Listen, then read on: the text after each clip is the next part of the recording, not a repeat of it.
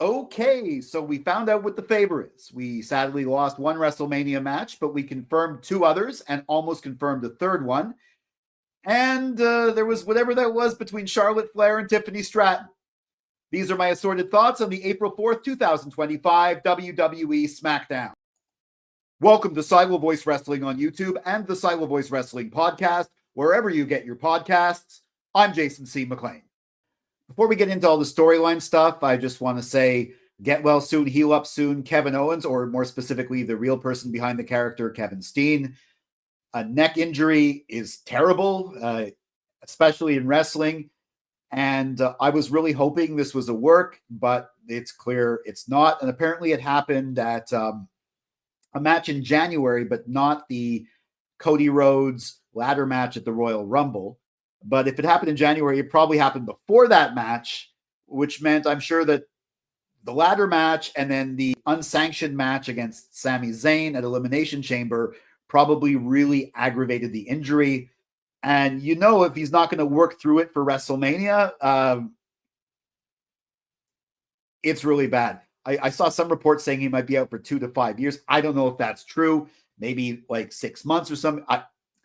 I don't know. The spine, that sounds really, really scary. But so, yeah, get well soon, Kevin Owens. And a lot of time these injuries happen on house show matches or just doing simple moves. Things get caught wrong. Like when he's planning something like a ladder match, he knows exactly how he's going to fall, at what spot, and this and that. But when it's just a simple match, a simple thing, it's easy to slip up. And yeah, like Nick Aldis said, don't try this at home. And like, wow, Kevin Owens. I'm a Montrealer, so yeah, Sami Zayn is my main hometown hero guy, but Kevin Owens, you're right up there, and I've really been loving the heel work you've been doing. And the thing is, when you come back, you're probably going to get a babyface reaction, and it might take a while to get back to the whole heel thing. But that's of course storyline. But I think the most important thing is that you feel better, you heal up, and if you can return to the ring, it would be great if you return to the ring, but only if you really feel up to it. As fans, you've given us enough great work over the years that I think we just want you to, live a healthy life. Also, I like the way that they showed it wasn't storyline by having Randy not even give like a mean look at him, just show him the respect. But then we did get into the story. I'm not the only one who said this, but I think we might be getting Randy Orton versus Nick Aldis at WrestleMania.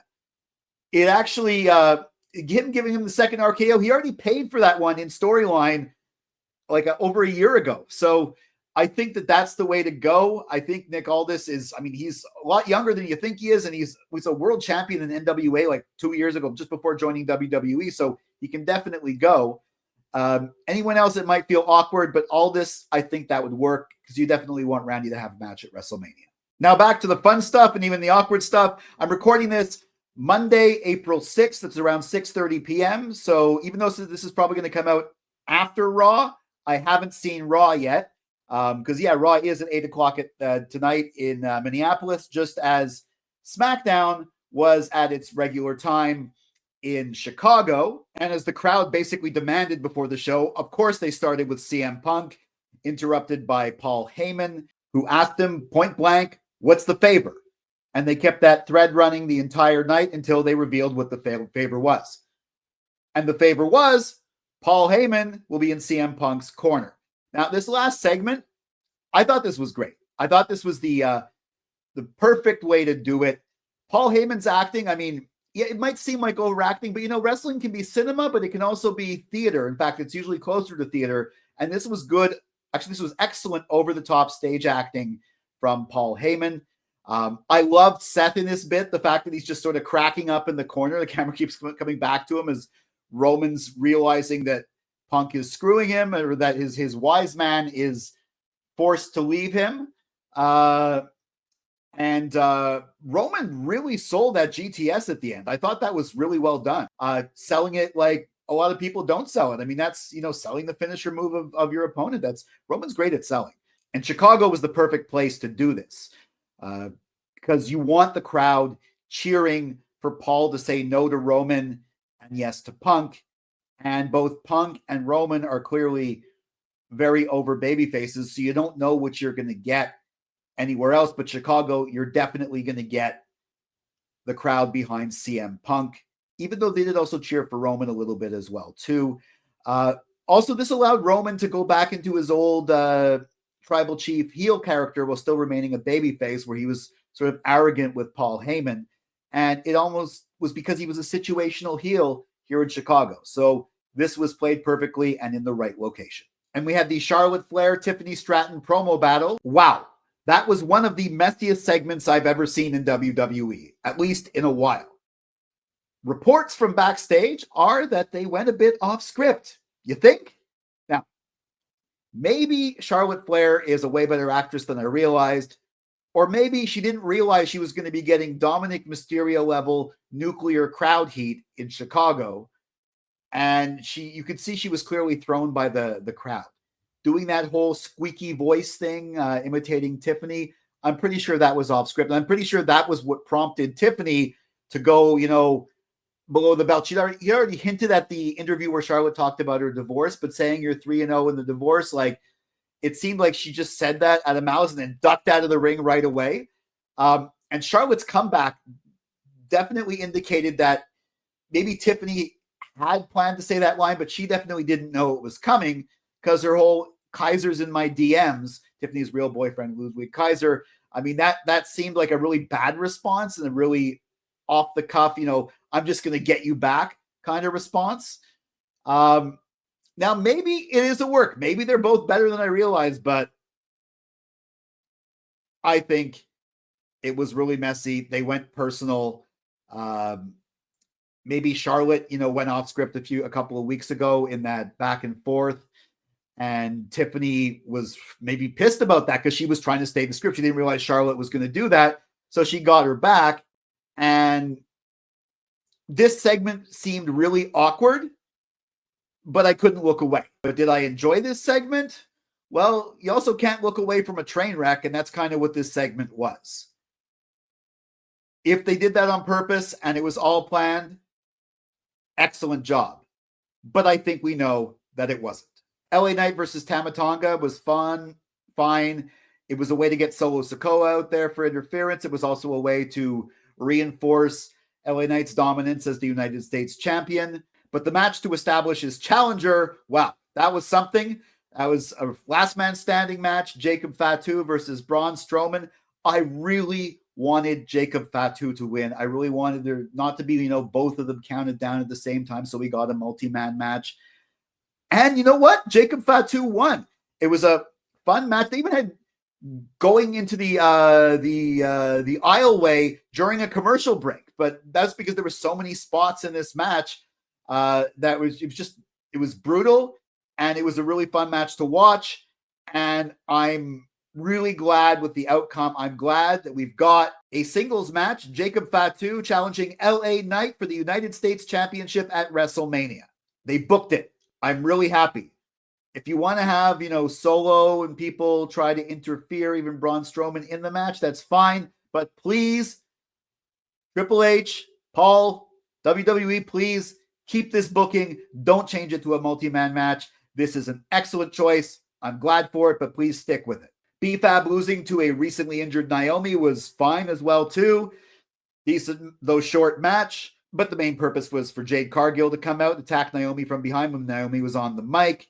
They start fighting. And yes, Nick Aldis announced that we've got Jade Cargill versus Naomi at WrestleMania. I think we all knew this match was going to happen, but there was a fear. I had a bit of a fear. Other people had a bit of a fear that maybe this match was going to be just put on the SmackDown before it. But no, this is a singles match, a blood feud, and it's on the WrestleMania card where it belongs. And they made it official in absolutely the right way. I'm also ecstatic that Liv Morgan is officially going to be on the WrestleMania card. It's going to be for the Women's Tag Team Championships. Her and Raquel Rodriguez defending the Women's Tag Team Championships against the winner of a gauntlet match. Now, I was pretty convinced last week on Raw that it was going to be against Bayley and Lyra Valkyria, and they're in the gauntlet match. So I'm still pretty sure it's going to be them, because that gets Liv Morgan, who's had an incredible year. and deserves to be on the WrestleMania card, on the Mania card. Also, Bayley, she was a champion for a lot of this year. You got to have Bayley on the card as well, too. So this kills two birds with one stone, so to speak. I'm pretty sure they're going to win.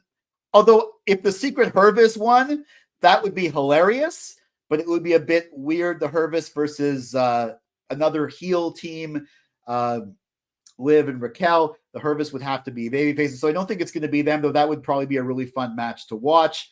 Let's look at some of the other possibilities here.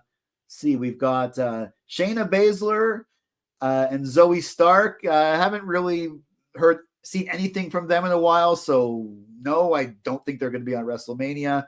Obviously not going to be Michin and B-Fab, and Natalya and Maxine Dupree. I think Natalya is doing GCW WrestleMania weekend anyways. I think Shayna Baszler is doing that too, or she did last year. Yeah, so it's not going to be them. The wild card will be the Secret Hervis, but I'm pretty sure we're going to get Liv Morgan and Raquel Rodriguez versus Bayley and Lyra Valkyria at WrestleMania. And I'm glad we are. We also got the WWE debut of Rey Fenix. He was against Nathan Frazier. Now, I think this was an impressive debut. I think his opponent wasn't maybe at the caliber that his brother's first opponent, Chad Gable, was, but Nathan Frazier is 1.5 of the NXT Tag Team Champions. I believe he still is. We saw Axiom the other week. So, decent opponent, good first showing.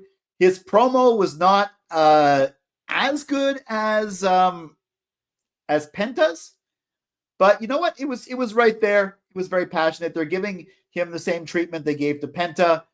Although, from what I've seen, the little bit what people have told me of their work in other companies, Rey Fenix is Rey Fenix is the better in-ring worker, whereas Penta is very competent in-ring, but he's a little bit better with the aura and the promo. But they're giving them both aura and promo. I think they might unite them as the Lucha Bros, or maybe a different name if that's under copyright in WWE. But for now, they got them on separate brands. They're going to try and establish them as two separate single stars. I think it's working. Welcome Rey Fenix to the WWE. DIY versus Motor City Machine Guns was a good match with a cool ending. All very competent workers. And we now have Motor City Machine Guns as the number one contenders for the Street Profits WWE Tag Team Championships. Now, I don't know if they're going to do Street Profits against MCMG at WrestleMania. They could, but I think they might find a way to put a DIY back into it. This will be the multi-team tag team match. I think they're still going in that direction. But you know what? Street Profits versus MCMG on its own, they have a few weeks, so a week or two, a week or maybe a week and a half. Well, what? They have next SmackDown. They have the SmackDown after next SmackDown is the SmackDown before WrestleMania. So they don't have much time, but still they could put this on the card. I think at least these two teams are going to be on the WrestleMania card, whether they're with others or not. Who knows? And these were my assorted thoughts on the April 4th, 2025 WWE Smackdown from the United Center in Chicago, Illinois, the former Rosemont Horizon. Chicago was a great place to first land, not only for the CM Punk angle, but after the European tour, you want to keep up the crowd hype, and Chicago's always a great crowd. And Raw's in Minneapolis. I think they're just doing the big wrestling cities before they get to Mania. So, this was a really eventful SmackDown. This was a very interesting SmackDown for good and for bad. All of it, well, pretty much all of it, kept my attention. Definitely feels like we're on the road to WrestleMania now. Did you agree with my assorted thoughts? Let me know in the comments. Follow at Silo Voice Wrestling on Facebook and Instagram, at Silo Wrestling on X, and me at Jason C. McLean on X and Instagram. And also my newest social media handle, jasoncmclean.bsky.social. I'll be back with my assorted thoughts on Raw, which I'm going to go watch right now. Go to my brother's house, watch it there. And I'll catch you next time for Silo Voice Studios in Montreal. I'm Jason C. McLean.